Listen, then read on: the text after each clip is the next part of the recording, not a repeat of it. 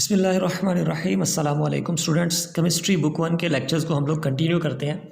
Students, last lecture जो था हमारा लेक्चर नंबर 3, उसमें मैंने आप लोगों के साथ एटम को डिस्कस किया था कि जो एलिमेंट्स हैं उनका सबसे बेसिक पार्टिकल है जो एटम होता है। और एटम के बारे में हमने ये पढ़ा था कि ये किसी भी मैटर का या किसी भी एलिमेंट का जो है वो प्रॉपर्टी डिफाइनिंग यूनिट होता है। तो गाइज एटम की ही बात को मज़ीद आगे बढ़ाते हैं। एटम बेसिकली क्या है? Smallest particle of an element. ये किसी एलिमेंट का सबसे छोटा पार्टिकल है, सबसे सिंपलेस्ट पार्टिकल है। मैंने आपको बताया था कि ग्रीक्स ने इसके ऊपर जो है वो रोशनी डाली थी कि ग्रीक फिलोसोफर डेमोक्राइटस ने एटम का नाम सजेस्ट किया था कि अगर हम किसी मैटर को जो है वो, ग्रीक्स का ये ख्याल था कि अगर हम मैटर को डिवाइड करते चले जाएं तो हम बेसिक यूनिट तक पहुंच जाएंगे जिससे मिलके पूरा मैटर बना हुआ है, उसको हम एटम बोलते हैं। तो एटम की डेफिनेशन भी यही की जाती है कि atom is the smallest particle of an element which may और may not have independent existence. अब इसमें ये बात जो है वो गौर करने वाली है कि मे और may not have independent existence का क्या मतलब है। मे और may not have independent existence. देखें, एटम बेसिकली जो है ना वो किसी भी एलिमेंट का सबसे छोटा पार्टिकल है। इस बात के ऊपर हम ऑलरेडी फोकस कर चुके हैं। अब ये जो इसमें बात आ रही है कि मे और may not have independent existence, तो गाइस क्लियर सी बात है कि कोई भी एलिमेंट हो, चाहे वो हाइड्रोजन का एलिमेंट है, वो ऑक्सीजन का एलिमेंट है, वो नाइट्रोजन का एलिमेंट है और एनी अदर एलिमेंट, कोई भी एलिमेंट जो है उसका जो सबसे बेसिक यूनिट है ना, जो एटम है, जैसे हाइड्रोजन का एटम, इसके बेसिक यूनिट की बात करें, ऑक्सीजन के एटम या नाइट्रोजन के एटम की, तो ये इंडिपेंडेंट एग्जिस्ट नहीं कर सकते। इस बात के ऊपर आप लोग 9th की केमिस्ट्री में लेक्चर्स ले चुके हो कि एटम्स जो हैं वो इंडिपेंडेंट कब एग्जिस्ट करते हैं और कब नहीं करते। मतलब जैसे आपने ऑक्टेट रूल पढ़ा था कि जिस एटम के वैलेंस शेल में 8 इलेक्ट्रॉन्स कंप्लीट नहीं होते, या अगर उसका एक शेल है, जैसे हाइड्रोजन के केस में एक ही शेल होता है और उसमें 2 इलेक्ट्रॉन्स होने चाहिए, तो अगर वो उसके 2 इलेक्ट्रॉन्स पूरे नहीं है तो ये इंडिपेंडेंट एग्जिस्ट नहीं करेगा। जो हमने एलिमेंट्स पढ़े थे, जैसे मैंने आपको लास्ट लेक्चर में बताया भी था कि नेचुरली अकरिंग एलिमेंट्स जो हैं वो 92 हैं। इनमें से किसी भी एलिमेंट का जो एटम है वो इंडिपेंडेंट एग्जिस्ट नहीं कर सकता, क्योंकि उनके ऑक्टेट जो है वो, ऑक्टेट वगैरह जो है वो कंप्लीट नहीं होते हैं। अब सवाल ये है कि अगर ये इंडिपेंडेंट एग्जिस्ट नहीं कर सकता तो हम मे और मे नॉट क्यों यूज़ करते हैं। मे नॉट का मतलब तो है कि नहीं कर सकता, लेकिन मे का मतलब है कर भी सकता है।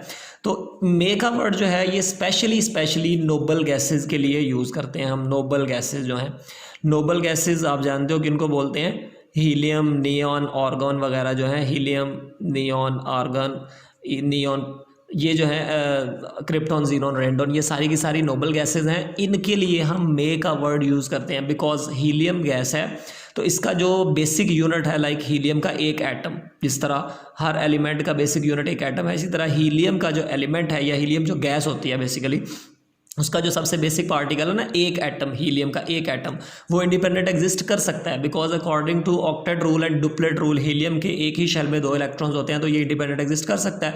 नियॉन जो है इसका एटॉमिक नंबर 10 है। डेफिनेटली आगे जाके हम एटॉमिक नंबर, मैथ नंबर के बाद ऊपर बात करेंगे, लेकिन आप लोगों ने 9th क्लास में इनके लेक्चर्स लिए हुए हैं। तो इसके पास एटॉमिक नंबर इसका 10 है, मीन्स फर्स्ट शेल में 2 इलेक्ट्रॉन्स आ जाते हैं और इसके दूसरे शेल में 8 इलेक्ट्रॉन, यानी इसका ऑक्टेट पूरा है। गोया कि ये हीलियम, नियॉन, आर्गन के जो बेसिक यूनिट है ना, यानी जो इनका एक एक एटम है, वो इनका एक एक एटम उनका सबसे बेसिक पार्टिकल भी है, सबसे छोटा पार्टिकल जो उनको कंस्ट्रक्ट भी कर रहा है, और इसके अलावा ये अपना ऑक्टेट और डुप्लेट पूरा होने की वजह से इंडिपेंडेंट एग्जिस्ट कर भी रहे हैं। तो इसलिए हमें नोबल गैसेस की वजह से इसकी डेफिनेशन ये करना पड़ती है कि मे और may not have independent existence, यानी बाकियों के एटम जो है वो इंडिपेंडेंट एग्जिस्ट नहीं कर सकते, लेकिन नोबल गैसेस के जो है वो इंडिपेंडेंट एग्जिस्ट कर सकते हैं। सो फोकस हमारा इस बात पे होना चाहिए कि एटम जो है वो स्मॉलेस्ट पार्टिकल है एलिमेंट का, सबसे छोटा पार्टिकल जो इंडिपेंडेंट एग्जिस्ट कर भी सकता है और नहीं भी कर सकता। सो अब एटम से बात आगे लेके चलते हैं। अब मैं बात करता हूँ कंपाउंड की।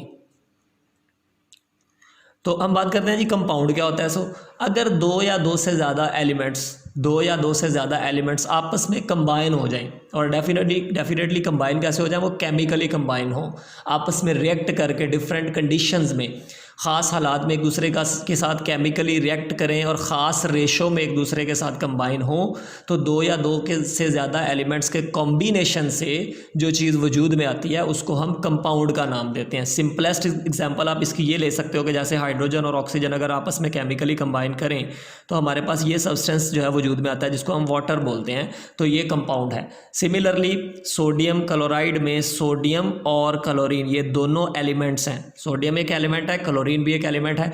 ये दोनों आपस में कंबाइन करते हैं, ये आपस में कंबाइन करके केमिकली जो है वो क्या बनाते हैं, सोडियम क्लोराइड, जो कि एक कंपाउंड है। तो मैंने कहा कि कंपाउंड क्या है, दो या दो से ज़्यादा एलिमेंट्स के कंबाइन करने से जो सब्सटेंस वजूद में आता है। अगेन आपको याद होगा हमने बात सब्सटेंस से स्टार्ट की थी कि जो प्योर मैटर है, प्योर मैटर के अंदर हमने एलिमेंट की ही बात की थी और उसके बाद एटम की डिटेल मैंने आपको बताई। अब कंपाउंड में भी आ रहे हैं तो ये भी प्योर मैटर में ही आता है।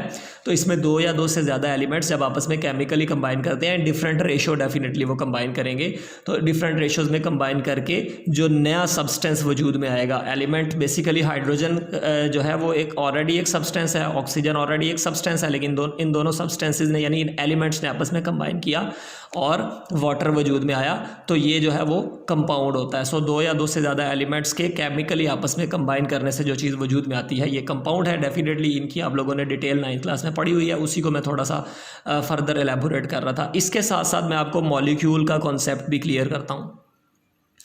तो गाइस मॉलिक्यूल क्या है, अगेन मॉलिक्यूल जो है इसको भी हम यही कहते हैं कि ये किसी एलिमेंट का एक ऐसा पार्टिकल है, सबसे छोटा, मैं इसलिए नहीं कह रहा बिकॉज एलिमेंट का या मैटर का सबसे छोटा पार्टिकल हमने ऑलरेडी एटम को बोला हुआ है।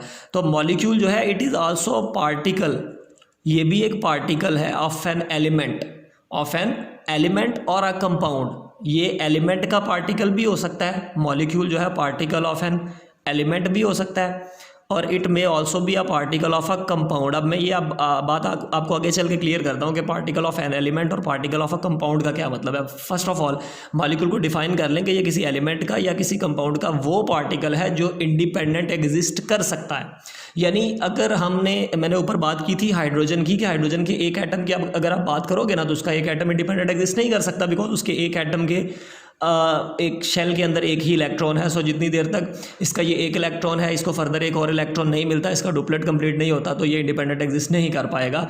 सो अगर हाइड्रोजन का एक एटम अपने ही जैसे हाइड्रोजन के एक और एटम के साथ मिल जाता है, तो यानी कोवेलेंट बॉन्ड क्रिएट अगर ये कर लेते हैं आपस में, तो अब इन दोनों ने मिल के ये एक पार्टिकल जो है वो क्रिएट कर दिया। और ये चूँकि जब ये अकेले अकेले थे तो इंडिपेंडेंट एग्जिस्ट नहीं कर पा रहे थे, अब ये H2 की फॉर्म में इंडिपेंडेंट एग्जिस्ट कर सकते हैं, तो H2 जो है ये एक मॉलिक्यूल है। सो किसी कंपाउंड का या किसी एलिमेंट का वो सबसे छोटा पार्टिकल जो इंडिपेंडेंट एग्जिस्ट कर सकता है उसको हम क्या बोलते हैं, उसको मॉलिक्यूल बोलते हैं। अब मॉलिक्यूल ऑफ एलिमेंट में और मॉलिक्यूल ऑफ कंपाउंड में क्या फ़र्क है, तो बेटा जी ये याद रखना है आप लोगों ने कि अगर दो सिमिलर एटमों से मिलके मॉलिक्यूल बना हुआ है, जैसे H और H दोनों सिमिलर हैं, तो अगर दोनों एक जैसे एटमों से मिलके मॉलिक्यूल बना हुआ है ना, तो वो मॉलिक्यूल ऑफ एन एलिमेंट होगा। मींस इसको हम मॉलिक्यूल तो कह सकते हैं बट इसको कंपाउंड नहीं कह सकते, क्योंकि कंपाउंड की कंडीशन वही है कि इसमें दो या दो से ज़्यादा एलिमेंट होने चाहिए, डिफरेंट एलिमेंट होने चाहिए। तो वाटर जो है ये एक कंपाउंड है। अब कंपाउंड होने के साथ साथ वाटर का जो एक यूनिट बना है ना, ये H2 और दो हाइड्रोजन एटम और एक ऑक्सीजन एटम के मिलने से ये जो एक यूनिट वजूद में आया है, तो ये यूनिट बेटा जी इंडिपेंडेंट एग्जिस्ट कर सकता है। इसका मतलब ये हुआ कि कंपाउंड भी ये है, कंपाउंड इसलिए कि ये दो डिफरेंट एलिमेंट से मिलकर बना है, और मॉलिक्यूल भी ये है क्योंकि ये इंडिपेंडेंट एग्जिस्ट कर सकता है। तो इधर से फाइनली मैं ये बात आपको क्लियर कर देता हूं कि जो हर कंपाउंड है, हर कंपाउंड वो मॉलिक्यूल तो होता है। Every compound consist of molecule, her compound में मॉलिक्यूल होता है। वाटर का जैसे मैंने कहा ना, ये एक यूनिट जो है ये इंडिपेंडेंट एग्जिस्ट कर सकता है, तो ये मॉलिक्यूल है। लेकिन हर मॉलिक्यूल कंपाउंड नहीं होगा। जैसे H2 मॉलिक्यूल तो है लेकिन ये कंपाउंड नहीं है। सोडियम क्लोराइड को हम लोग मॉलिक्यूल नहीं कह सकते, वो एक अलग बहस है कि ये आयनिक कंपाउंड है, इसके ऊपर हम फर्दर डिस्कशन कर सकते हैं। तो गाइज हमारा आज का जो लेक्चर था, शॉर्ट सा लेक्चर था, इसमें मैंने आप लोगों को अगेन एटम के बारे में क्लियर किया कि ये किसी एलिमेंट का वो सबसे छोटा पार्टिकल है जो मे और मे नॉट इंडिपेंडेंटली एग्जिस्ट कर भी सकता है, नहीं भी कर सकता। कर सकता है ये सिर्फ नोबल गैसेस के लिए, नहीं कर सकता बाकी सब के लिए।